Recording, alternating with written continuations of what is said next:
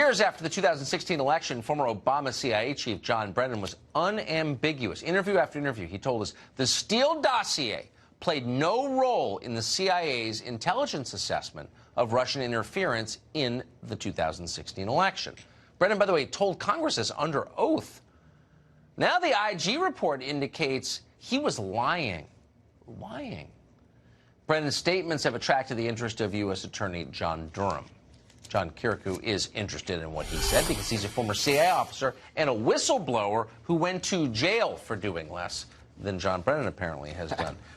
And what about that point, John? Thanks so much for joining us. Thanks for having me. But you, as someone whose life was turned completely upside down, was kind of destroyed for a while, see a guy like Brennan just committing perjury in public and nobody cares. How does that make you feel? That seems to be what we're seeing now. If the New York Times is to be believed, John Brennan was saying one thing on Capitol Hill and on MSNBC, where he's now a paid talking head, and saying another thing internally to his own people and Jim Comey, who was FBI director at the time. So we know that that John Durham, the U.S. attorney for the state of Connecticut, who's doing this investigation, has now asked for and will receive call logs from John Brennan, emails from John Brennan during the time that he was the CIA director, as well as contemporaneous notes that Brennan took when he was meeting with these other leaders. So what are we looking at here? Are we looking at one of these or many of these process crimes, making a false statement, perjury, conspiracy?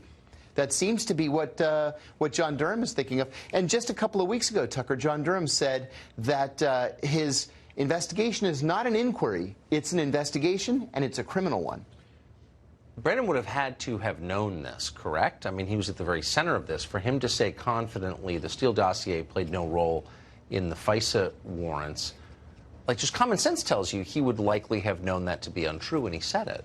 Absolutely, just like he would have known that the Steele dossier began as opposition research.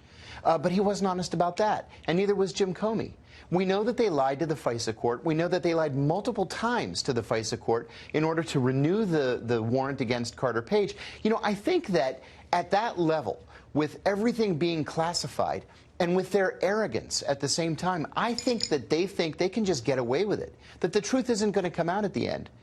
And now it looks like it will come out. You know, I want to, because I love the country and I spent my life here, I want to believe in our justice system, but you know, you see Roger Stone facing, in effect, life in prison. That's right. Over lying about much less. You see the whistleblower venerated as a Christ figure. You're like a legitimate whistleblower, and you went to jail. Mm-hmm. And you got to sort of wonder, like, actually, is this on the level? I'm sorry to say it. Well, I was talking about this with my children the other day, and they asked essentially the same question. And I said, you know, when I was growing up, I just always assumed that adults were smarter than kids and that adults were fair because they were adults.